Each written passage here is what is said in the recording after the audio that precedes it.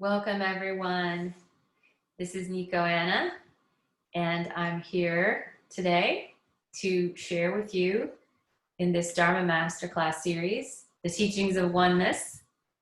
And I'm just so pleased that you are here. You showed up for yourself.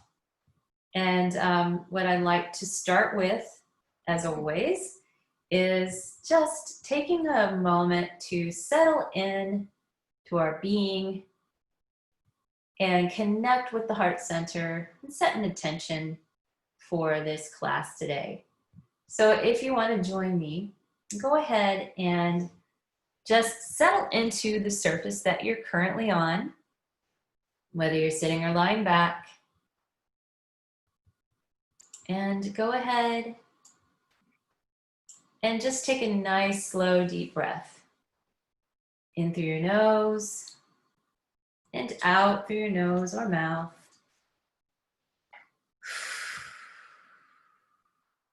Start to relax your tongue onto the floor of your mouth. Let it be really soft and relaxed. And go ahead and place your hands over your heart center and tune into your heart center now. And by tuning in, you can just choose what works best for you. You can feel into it. Maybe you like to see it or hear it, or all of the above.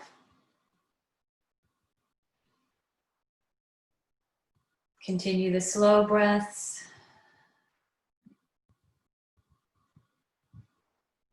And now I'm going to invite you to think about someone in your life that you care for really deeply, that you love so much that as soon as you think of them, you just get a smile on your lips. And see their face in your mind. Just focus on the feeling of love you have for this person or pet. And just let that feeling grow in your heart. And magnify so it can move out of the heart center and all over your body.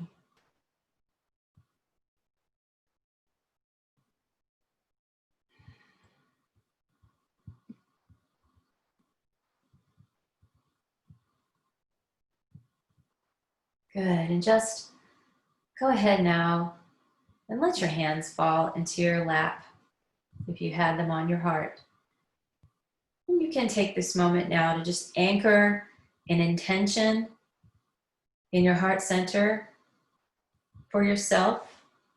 What would you like to get out of this time today?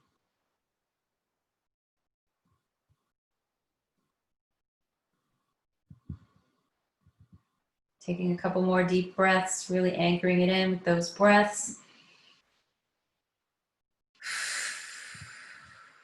As you start to slowly come back into the room that you're in, and if you want to slowly bring your eyes back, you can keep your focus soft first, just gently coming back into the room.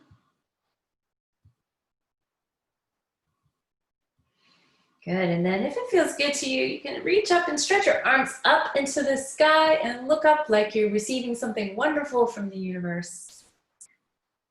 And then coming back to center. Wonderful. So let's go ahead and get started with our topic today. And as always, the topic is the same as it always is in this series, yet it's different, which is the dichotomy of living, really is the separation, the constant need to separate things out and to categorize things. The mind likes categories, and it likes to put things in containers and label them, and it can be helpful. It can be really useful, actually. We do need it on a mundane level in the physical world. I think the place it starts to cause problems is in our emotional and spiritual life, which are one and the same, where we tend to separate ourselves out from one another. We separate out the parts of our lives as personal, business, family, friends, whatever it is, however you categorize your life. And then we think of all these parts of our life as distinct and separate, like we're these different people in all these parts somehow, which we do play roles. That's part of being alive. But the truth is that we're always the same person. We're always the same personality, meaning the programming that we have, that we received when we were young, is in place, and it sets our behaviors and our way of perceiving and responding to the world. And so that is going to be the way we are unless or until we do something to change it. Neither good nor bad, right? So the way you're showing up in your life, in your relationships, may seem different on the surface sometimes because you're playing different roles, but I promise you that underneath it all, there's a common thread that runs through it that informs that relationship, informs the quality of it, how you experience it, how it's serving you. And one way to observe your own patterns, if you're thinking you want to change something, right? Like I mentioned, that until you make an effort to change your patterns, they're going to just be there. They're going to be in place. But if you're wondering, well, how in the world can I change these patterns? You know, if they're set, if they're programmed from childhood, it sounds pretty permanent. But the truth is, actually, our life, our experiences, our relationships were really set in place for us to get a specific experience out of it. And you can choose to take your experiences and use them as a catalyst for change. You can choose that, and no matter how difficult that might seem. So take, for instance, really difficult relationships. You can look at a difficult relationship, and I'm going to define difficult as maybe one filled with a lot of conflict or pain, suffering, sorrow, you know, whatever you define as difficult. That's what I'm defining as difficult right now. Yet this relationship is primary to you in some way. You know, it could be a parent, it could be a spouse, it could be a very close friend or a sibling. It could even be a coworker or a boss. I mean, those are important relationships. And it could even be that this relationship is one that you are no longer in, as in physically you're not in it, as in you don't maybe speak to this person anymore. Maybe this person has even passed away, but you're still having a relationship in your head with this person. It's still difficult in your head. And that's kind of the funny thing about it, is that you can actually have a relationship with someone that's not physically there anymore in your head. So that ought to tell you something about relationships. Where are they actually occurring? You know, in your head. You can choose to look at this difficult relationship as a teaching, as a way to transform, as a way to change a pattern. You can also look at it as being a victim of it. And, you know, I got to tell you, it can actually be both. Okay, I got to tell you that I am not at all saying or judging you for feeling like a victim, because it actually is important and necessary to acknowledge that that's the feeling you're having around a relationship before you can move through it and get past it. It's like anything. I mean, you can't suppress anger or a feeling of guilt or whatever it is and just suppress it and then move on with your life and say, oh, I'm over it. It's still there. It's going to spring a leak somewhere else in your life. you can push it down in one place, and it's just like trying to, like stick your finger in a hole in a dam, right? That was springing a leak, and you stick your finger in that hole, and then somewhere else in the dam, it's going to crack open and the water's going to pour out because of the force of the water behind that dam is too great for the dam to hold. And that was the whole reason there was a leak in the first place. So you can't just go from, recognizing you're in a difficult relationship to just poof, I'm over it, without acknowledging the victimhood of it first. If that's how you're feeling, which in all relationships that are difficult, there's a dynamic that's happening where there's a role of, say, abuser and victim. Okay, again, here's our separation coming up from the ego. You've got the abuser and you've got the victim. And in essence, both parties are actually experiencing both roles at the same time, because all abusers were once victims, and all victims have the ability to be abusive in their own way. Again, no judgment here. It's completely no judgment. But it's truth. It's just truth. Because the fact is that we're participating in a dynamic where we're not conscious, but we're unconsciously allowing ourselves to be abused by this person in this relationship. We're allowing ourselves to be a victim. And in and of itself, being someone's victim is abusive. You see how it's connected? Allowing yourself to be someone's victim is abusive, because in that person's behavior towards you, that abusing you is actually hurting them too, whether they're aware of it or not. Maybe one day they would become aware of it. Maybe they never will. We can't know. However, we are playing a role in that. So this is where I believe a mindset comes from, where if you've found this to be true, wherever you may get information around ending abusive relationships, from psychology or coaching, the world of coaching, personal development, psychology, whatever it is you're in, if you've heard the term that the most loving thing you can do for someone who's abusing you is to remove yourself from the abusive situation, right?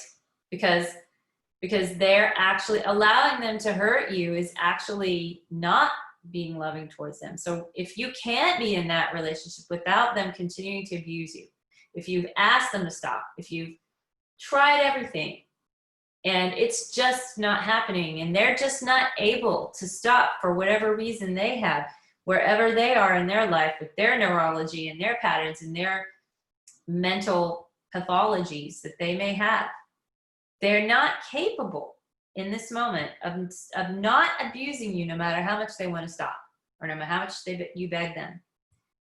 Then leaving that relationship, removing yourself from that relationship, is the most loving thing you can do for yourself and for them. You see, because we're connected. It's not about me or them. It's both. It's both. It's oneness. We're connected to this person in this relationship. And we are participating in this dynamic. So choosing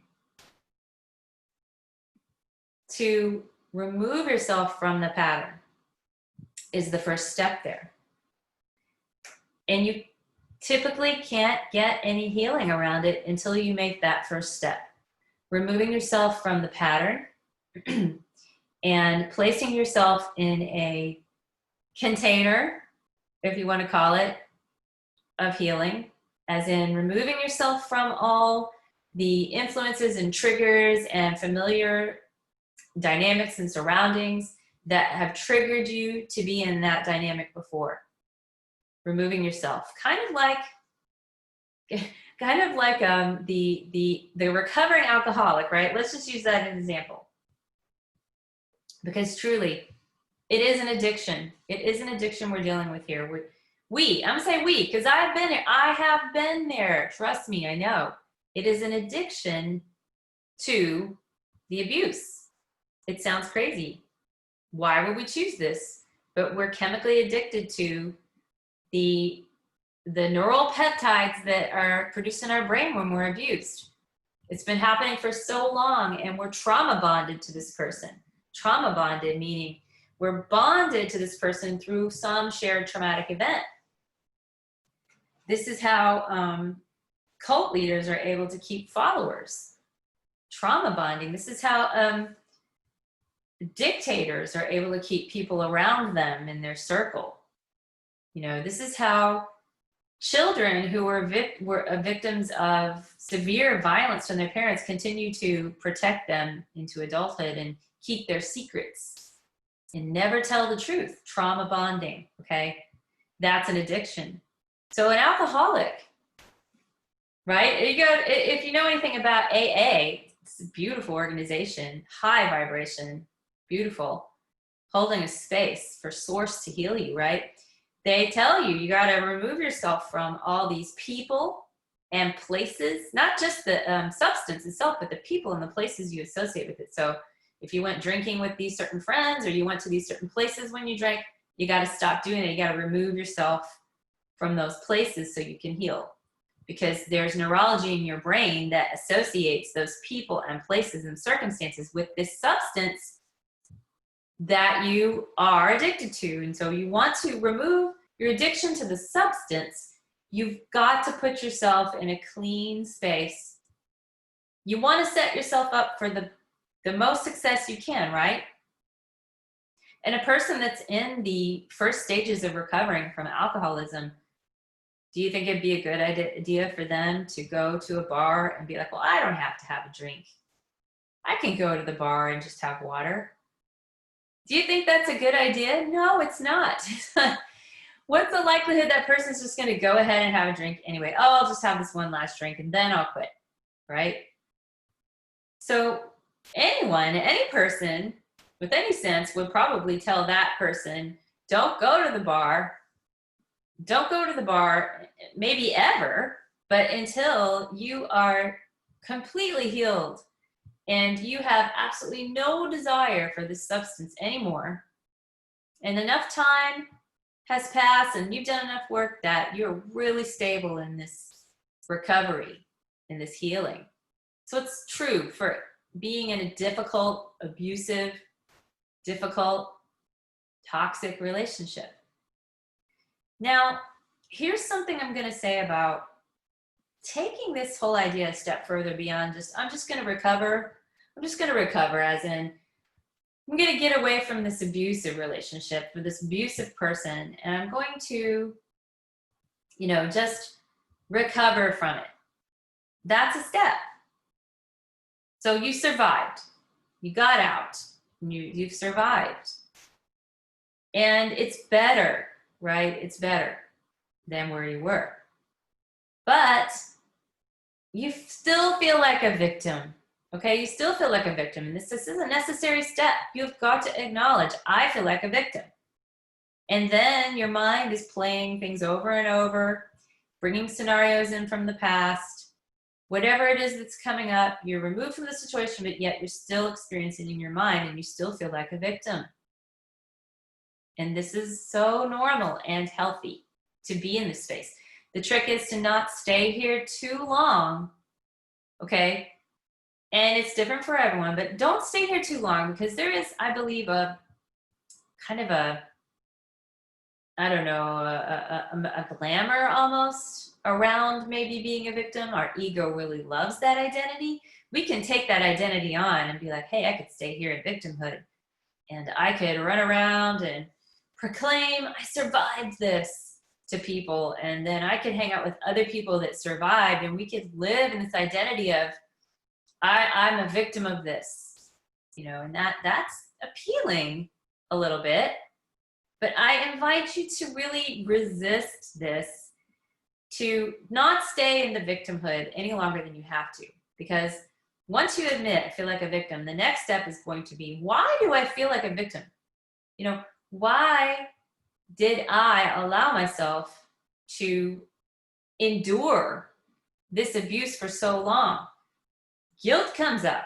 then there's shame. There's like, I must be a bad person for letting this happen. Or you're mad at yourself for letting it happen. And it depends on the length of the relationship and the nature of it. Sometimes it's apparent. And in that case, if you were raised by this person, clearly you didn't have a choice when you were a child to leave that relationship because you were dependent on that caregiver. Okay. And so, there's a lot of different scenarios that could come up. A spouse, on the other hand, might be a little different. This is someone that you don't necessarily, have to stay with. This is a person, you're an adult now, and this is a relationship that you can or can't, you can choose to leave. So it depends on the whole scenario. But in essence, the only way to really heal is to look at this relationship and say, okay, what is it here that I need to heal inside myself? Like, why did I think I needed this person in my life? What part of me was lacking that I felt like I had to use this person in my life to feel okay, right? Why did I think this person was my source? Because that's typically the reason we stay in an abusive situation, in a difficult situation. We stay because we somehow believe we can't make it without this person, whether it be financial, emotional, whatever aspect it is. We see this person as our source. Maybe at one point they were our source, like I said with a parent, or possibly the spouse could be your source because they support you financially. Or you have children and you can't make it, or it would be difficult to make it without this partner, this spouse.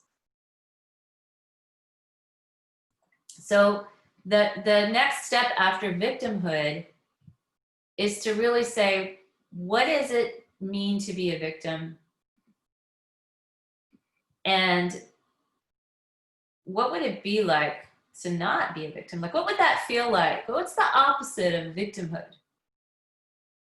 So when you're a victim, I'm just going to tell you what I feel. When you're a victim, you feel disempowered. You feel like you are separate from the things that you need or want because you can't have them. There is a lack and there is a powerlessness to get what you need or want.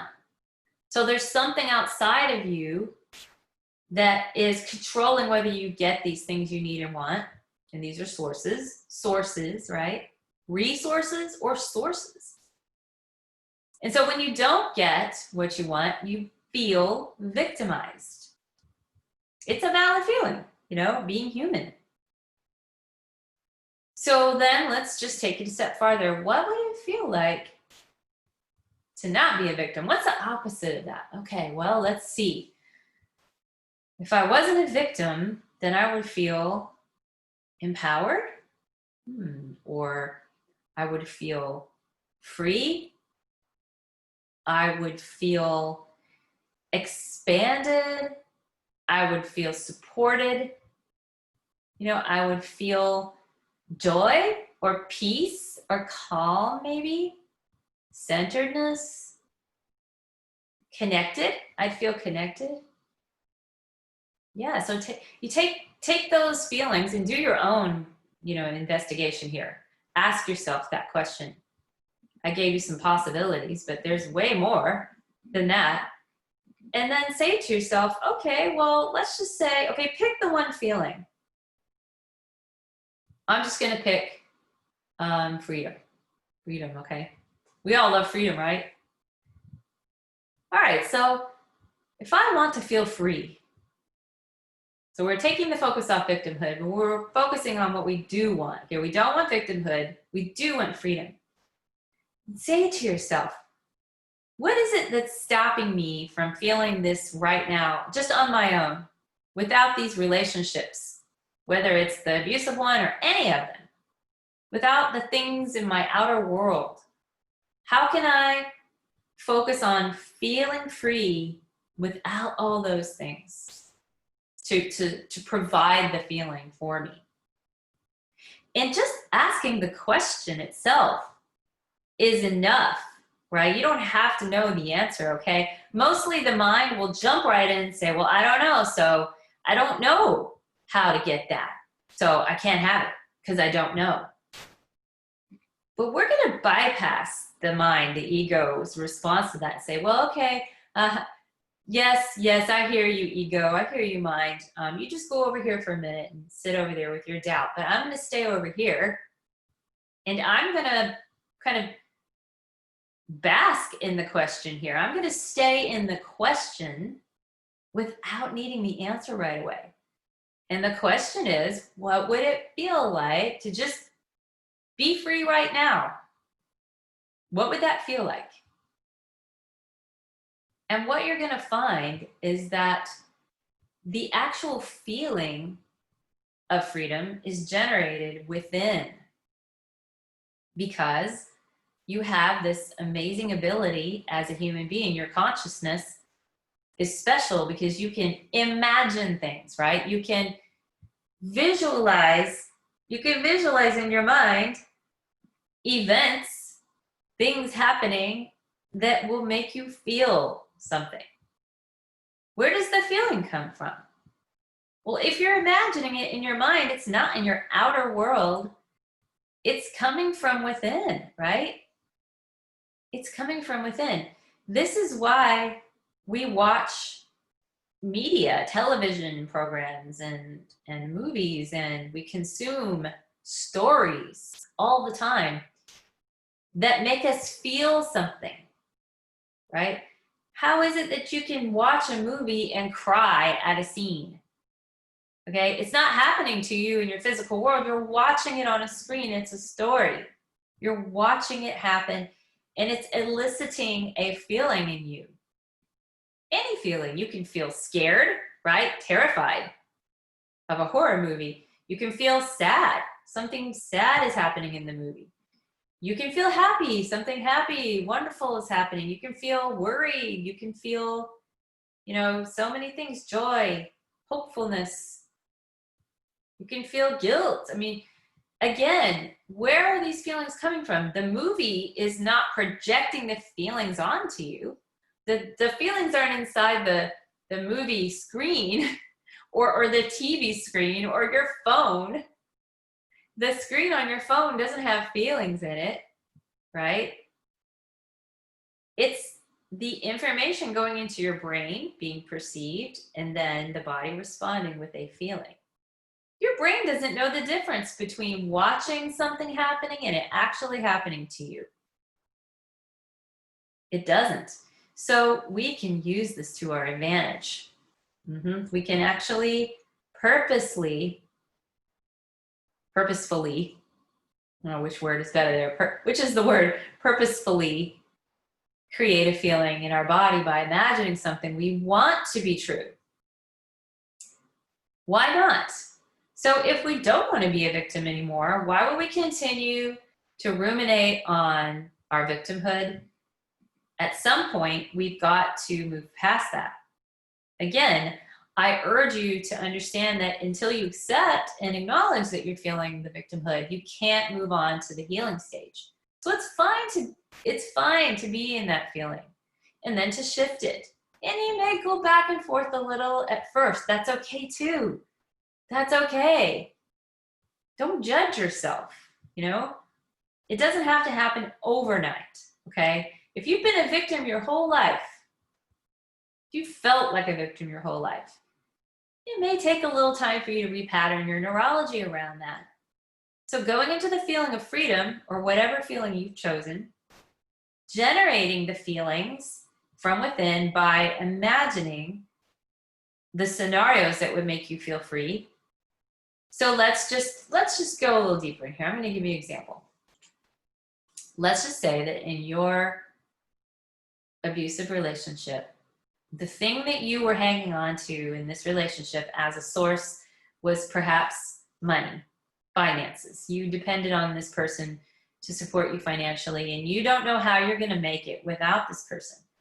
So now you've left this person, and you may still feel like a victim, like you don't have what you need. Maybe you're struggling.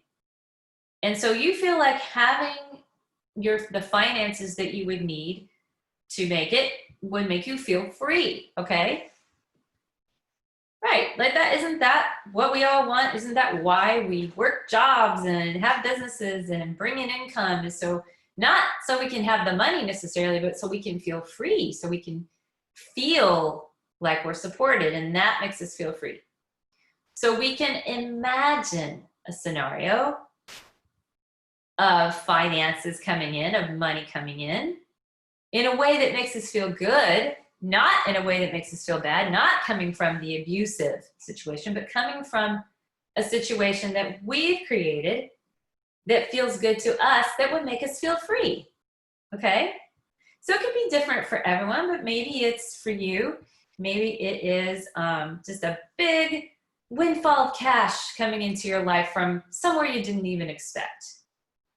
Okay, that's a possibility. The universe is filled with possibilities. Maybe it's a job. Maybe you land some amazing job you didn't think you could ever get with this great salary and work you love. Maybe an opportunity drops in your lap for like a really great business idea you can do. So there, again, there's a lot of possibilities, but pick the one that feels the best to you. Like, what is the most joyful way you could receive this financial support, okay? And then go into your mind and just create a little movie, even if you can only hold it in your mind for a few seconds. You don't have to stay there a long time. And imagine a scenario just so that you can see the outcome. And make sure you get to the outcome. So make it easy to get there. Like, just imagine it in your mind. Let's just say you get a windfall of cash. You don't even have to know where it comes from, but you're holding the check in your hand. And you see the check, and you can feel the check in your hand, and you look at it, and you see your name, you see the amounts, and you're like, oh my God. And you go into the feeling of getting that check, that big windfall of cash that from wherever it came from. It doesn't matter because the check is in your hand. And you feel the gratitude of this freedom this check brings you. So we've gone here, everyone. You see it? You feel it? We've gone from victimhood to freedom with our imagination, with visualization, with the power of our inner technology. The mind, the body, right? The mind thinks, sends signals to the body, which then the body creates a physiology, a chemistry that we perceive as feelings. And that's how it works. It's powerful. Again, it may not happen overnight. It could. I mean, anything is possible. It could happen overnight. I'm going to tell you it won't. I'm just going to say it may not. Okay, it may not happen overnight. So what it takes is a dedicated practice of some kind that you create for yourself. It doesn't matter if it's meditation or yoga or visualization or walking in nature or exercising. I mean, just pick one thing that allows you to go into this feeling a few minutes a day that you want to create for yourself as an overall feeling in your life. Show up every day, even if it's literally a minute. Okay, a minute, right? I mean, I don't care if it's just a minute. If you do this every day, I promise you, if you just keep showing up, you're going to get the results. And it'll get easier and easier to show up and maybe do more, spend more time, go in a little deeper. Some days maybe you'll do more, some days you'll do less. But it's the consistency, the practice that creates the results. So it's really important to remember, even if you're just showing up for yourself and it's like you're just barely there, you're just barely showing up for yourself. release the judgments and just say, well, at least I showed up for myself for a few minutes today. And just go on with your life, okay? Just go on with your life. And know that you can use this difficult, abusive, toxic relationship as a catalyst to change. You see, what we're going to swing back around now to is using this as a teaching, okay, a teaching of oneness. When you get into the feeling that you want to be in after you move to the victimhood, you can look back and you can say, wow, I now see how I felt so separate from my source. I felt separate from myself and my ability to create this feeling for myself, this life, this freedom. And I allow myself to be abused. And now I see how if I had not been in this relationship, I may have just gone on in my life, always depending on others for my sense of self, for my sources, for my freedom, for my joy, for my happiness. If I hadn't had this difficult relationship to show me the places in my being I needed to heal, to show me that I was living in an illusion of separateness, I never would have been able to truly experience the oneness of being, of partnering with the self that is connected to source and truly be free. Because once you are able to know how to get to your own sources within yourself, self-partner, then you can truly engage in healthy relationships with others. And that's called interdependency, which is different from codependency. Codependency is the dynamic you were in the abusive relationship. Codependency, meaning you felt dependent on this person to be. And interdependency is a healthy form of human relationships. As in, you can be with this person in whatever aspect you are, and when you're with them, you can enjoy being with them, and you just are in the moment. And when you're not with the person, you're still okay. You're still okay. You know, you can connect with yourself whether that person's there or not. You can enjoy being with them. You can also enjoy being on your own, being alone. Doesn't mean you won't miss the person sometimes, right? It doesn't mean you won't miss them, but you won't feel like you're going to die without them. You won't have that trauma bond with this person anymore, meaning that if you were to be apart from them, it would feel traumatic, right? And that's freedom in relationships to others and yourself, and to the divine, to your source, whatever that is for you. It's freedom, total freedom. I really hope that whatever you heard today, you know, helped you and spoke to you in your journey. And I just want you to know that just one little thing that you heard today, if it spoke to you and it helped you, that's enough. That's enough for you to just, that you showed up here. And if you're still listening to this, but you're really ready for healing. If you are still listening to this, it's really great. It's great that you're still listening. So why don't we go ahead now? And we're going to wrap up the session with some community breath. We're all going to breathe together here, and some heart coherence.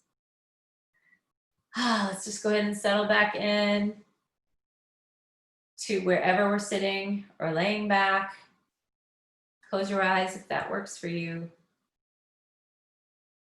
Place your hands on your heart if that feels good to you. Take a nice deep breath. Let's breathe together, everyone. In through the nose, out through the nose or mouth. Feeling into your heart center. Notice if there's been any shift here since the beginning of this talk. When you checked in, you can notice your intention or anything else that comes up.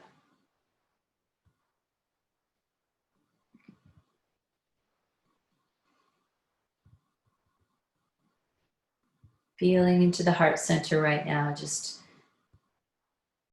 releasing any worry or doubt about your path, about yourself and others. And just know that the healing you want, that you desire, has already occurred. And the heart does all the work for you.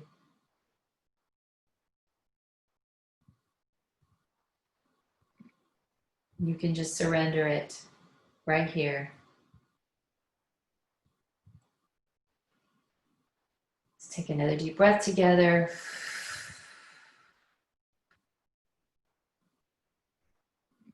Let your hands fall into your lap again and bring your eyes back into the room.